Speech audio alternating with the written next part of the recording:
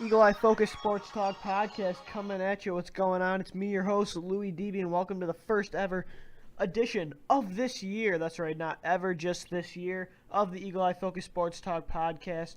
Make sure to follow me on Twitter at DB Sports Talk for all your Eagles updates, and for more articles, go to eaglesportstalk.blogspot.com.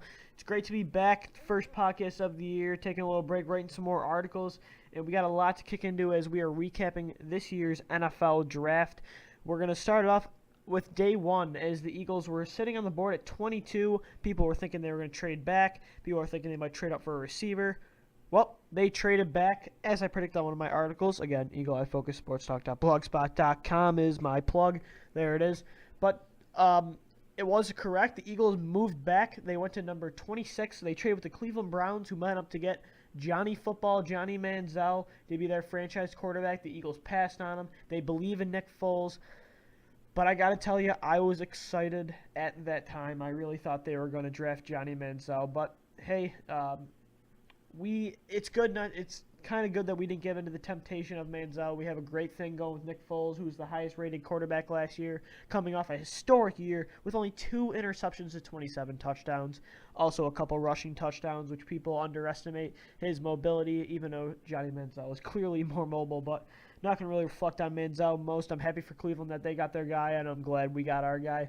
The Eagles moved back to number 26 to get Marcus Smith, the outside linebacker out of Louisville. A lot of people were kind of questionable because they didn't really know who this guy was. A lot of people had him as a round 2 to 3 grade. I know I personally am not going to take credit for this pick because in my mock draft, I had the Eagles getting Marcus Smith in the 3rd round. So maybe, but this is what Roseman said in his interview was after they were at 22, the worst possible scenario happened. Clinton Dix went right before them to the Green Bay Packers, and right before that, their guy Brandon Cooks went over to the New Orleans Saints. So the guys they wanted were not available. So they moved back to get the top guy on their board and a guy that they really like that's going to fit the scheme perfectly, a need.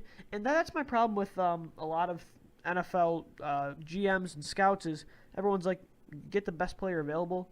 I'm going to go the Andy Reid approach. The draft is to take positions that you need because that's why you weren't as good last season.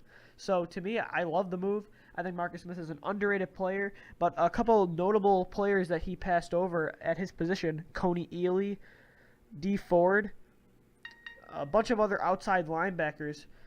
And I'm getting in now that the Eagles have signed Marcus Huff, their 3rd-round pick wide receiver. They signed him and Bo Allen today and yesterday. So they're locking up their rookies. So if you heard that little stupid ringer that I'm going to silence right now, that is what that was. But I think Marcus Smith is going to be a great fit to what they're doing.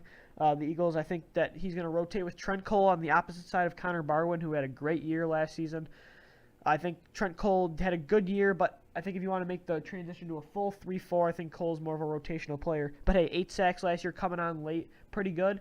My problem with it is if you want to do not my problem. A scenario that I'd like to see is during pass rushing situations, you put Trent Cole in. When you need coverage, you put Marcus Smith in. But that might not be the case because Marcus Smith led college football last year in sacks. Do not quote me on that stat because right now, literally, I have nothing open. I'm just doing the podcast. But no, I believe that is true according to NFL Network. Marcus Smith had 14.5 sacks last season. Again, if that is wrong, I will post the correct stats underneath the video, which you are on now. Hopefully you're all listening. But I think that Marcus Smith and Trent Cole make a good rotation on outside linebacker and Connor Barwin on the other side. And I think that they should – now they're probably going to try to trade Brandon Graham. But I'd like to see a little more of Vinny Curry this year. Last year I kept posting articles about why they should let this kid play. When you looked at what he did last year, when he was out there, the Eagles recorded a lot more sacks than they did normally. They did draft him in the 2nd round out of Marshall 2 years ago to be a 4-3 defensive end, but he lost weight. He improved in that position during the year, and I think he's going to be another good rotational player. So I'm happy where we are on the defensive line, also with Cedric Thornton, Fletcher Cox, and Benny Logan, the young 3 in the middle of that interior line. I think that's a great combo, and so I'm happy with that. We got good linebackers now. Our secondary is something I'll dive into in a little bit, but I'm happy with the Marcus Smith pick. Chip Kelly and Howie Roseman both said that they really liked him at his pro day. They really impressed him. I mean, he really impressed them. Quick little fun fact, Marcus Smith used to be a quarterback when he came to Louisville to start it off. Imagine Teddy Bridgewater versus Marcus Smith. That probably wouldn't have worked out well for Marcus Smith. He said, quote, in his press conference, when the coach gave me the chance to get on the field, he took it. So, something that obviously any player would probably do instead of being a fourth-string quarterback, and he adjusted to it greatly, adjusting both to defensive end and outside linebacker, playing great in coverage and pass rushing, which is exactly what this Eagles team needs, which is probably why they blew that final drive against the New Orleans Saints in that wildcard game. Ugh, still hurts, as Nick Foles threw it to Zach Ertz with a minute left to take the lead, and the defense couldn't get it done, so the focus in this year's draft looked like it was defense. But in the second round, the Eagles did get the highly coveted receiver out of Vanderbilt, Jordan Matthews. They traded up to get him. Led all the SEC in yards receiving with absolutely no help at the quarterback position or anything else. Literally, if you go to Vanderbilt, you watch some film on them, Jordan Matthews was their offense, and I think he's going to be a great player with the Eagles. He was very motivated coming in. Chip Kelly said in his press conference that when they had Matthews in for film study, he was asking them questions. He was doing great things, and they were really impressed by him, not to mention his big size and great after-the-catch skills, which I think is going to be really well in helping to replace number 10, Deshaun Jackson, who I would not like to talk about right now, but we'll see him twice a year. Coming this year as he signed with the Washington Redskins, which you all know. But I think Jordan Matthews is an interesting prospect to see where he plays. I think Macklin's going to be on the outside as well as Riley Cooper. Chip Kelly said Matthews is going to start off in the inside. He is wearing number 81, like formerly of the Eagles wide receiver Jason Avant. And he's going to kind of play that role, only I think in a much more explosive way. But I think a lot of time I would not be surprised if you see Jordan Matthews on the outside and you have Jeremy Maclin in the slot.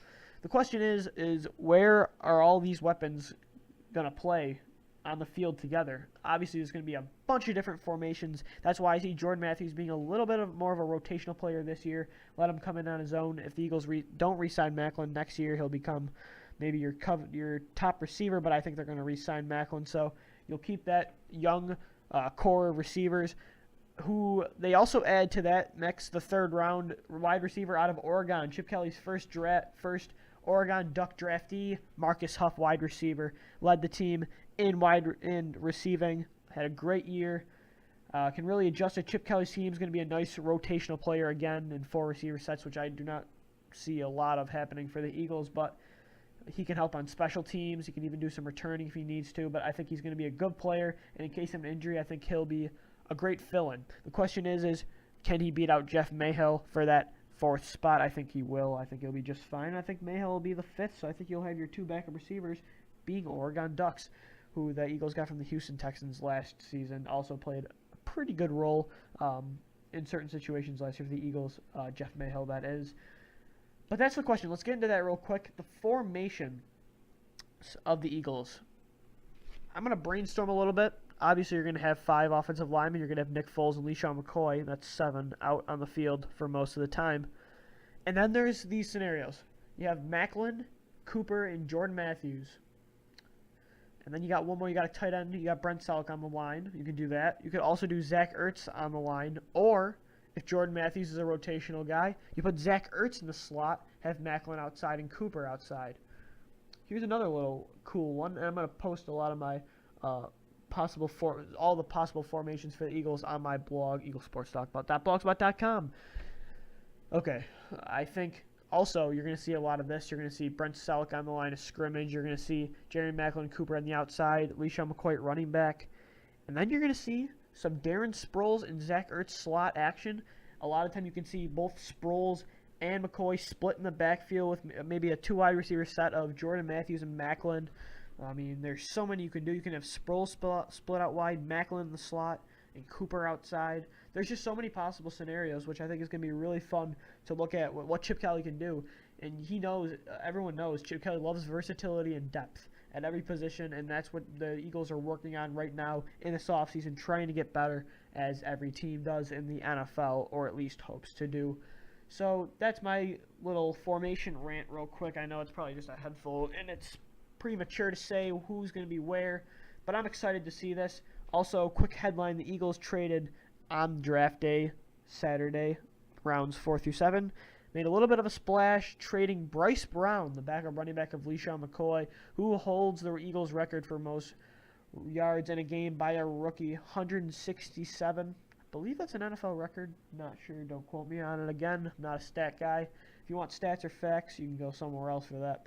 But I think it's a good trade because I really like the promise of Chris Polk, who's this coming into his third season as an Eagles running back. I believe they love the development of him, and also the trading for Darren Sproles gave them the ability to go get a couple picks.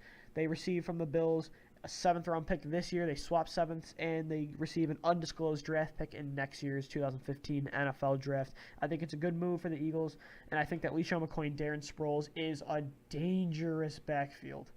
I see Nick Foles as this point guard right now that's really just going to but I think I think Nick Foles is just really going to have to just distribute the ball and take care of the football, and this team is going to be able to go really far. Another player I really want to get into in the 4th round, the Eagles drafted Jalen Watkins, cornerback and stepbrother of the new Buffalo Bills, Sammy Watkins, out of Florida, a cornerback that played really well in his starts with Florida. Also played some safety. Again, the Eagles love versatility. I think that's going to add another dimension to this Eagles defense. But it's not this year that I see him making a big impact. I still think Kerry Williams, Bradley Fletcher, and Brandon Boykin are going to start on the outsides. On the outside in the slot. I think Jalen Watkins is going to battle Nolan Carroll for that 4th spot. But I think you're going to see him next year emerge as your outside starting corner with Brandon Boykin in the slot, and then you're going to have either Bradley Fletcher or Kerry Williams on the outside, but I don't think both of them are going to stay in Philadelphia. Probably maybe not even one might not stay because Kerry Williams' contract ends and Bradley Fletcher is getting older, and we're just kind of fill-ins we're stopgaps just until they can get better corners. So I think you're going to have Watkins and Boykin as your top 2, and then either one of them, or you go into the draft and get someone next year. But I really liked that signing.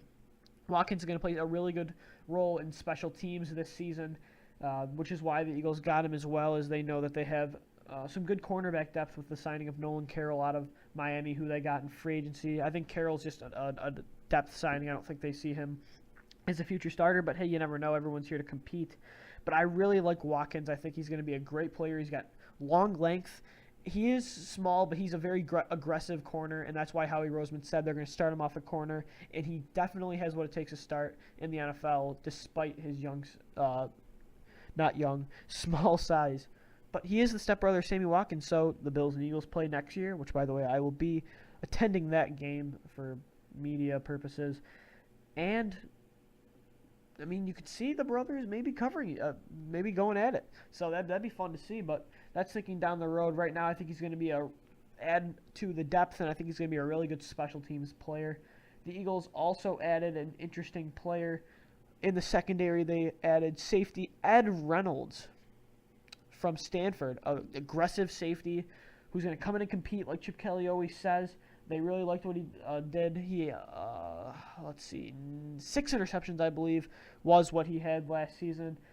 He was all over the ball. They say that it was because of his smarts and just no instincts for the game, that he always knew where it was going to go, and that's something that the NFL these days really require from safeties, which I think I'm happy. I'm excited about that acquisition. He is a later-round pick, so there's not high expectations on him, but I definitely see him coming in, competing with Chris Maragos for that 4th safety spot, because to me, you're going to have either Earl Wolf and Nate Allen are going to battle for that 2nd safety spot, starting spot next to Malcolm Jenkins. The other will be the backup.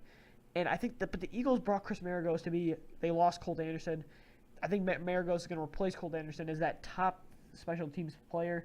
But maybe Ed Reynolds can do that. If he can't, I think they're going to keep 5 safeties, and I think Ed Reynolds will be that guy that maybe they can develop and bring into a starting job if Earl Wolf does not work out as well as Nate. All right, before we go, since today is a quick, short little podcast, just to get into the training camp era, I guess you'll say, as I, for the draft, wrote all articles and no podcasts. Let's quickly go over the schedule for the Eagles. Not going to go game by game, but we're going to highlight a few matchups that I think are going to be very important to the Eagles' success this year. One of them is the Thanksgiving game. The Eagles get one against the Dallas Cowboys. So it's going to be a great rivalry game for Thanksgiving. Thanksgiving is going to be a bunch of great games this year. You got them, that matchup. You got the 49ers and the Seahawks, and also you have the Bears and Lions. But I think the Eagles-Cowboys matchup is a good one. I think the Cowboys are going to be a team, again, that is fighting for the NFC East division. But again, that defense just is too dreaded. And I'm not going to talk about the Cowboys on an Eagles podcast because them Cowgirls are not a team I'd like to talk about right now. But that's an interesting one. Another one, the Eagles get a Saturday night game against the Washington Redskins and Deshaun Jackson. Oh, it's going to be fun as well. All right, that's going to do it for today's Eagle Eye Focus Sports Talk podcast. Thanks for joining me today. I'll be back sometime this week with another Eagles podcast, previewing training camp and OTAs and talking a little bit more about the draft and how the rookies are going to make an impact.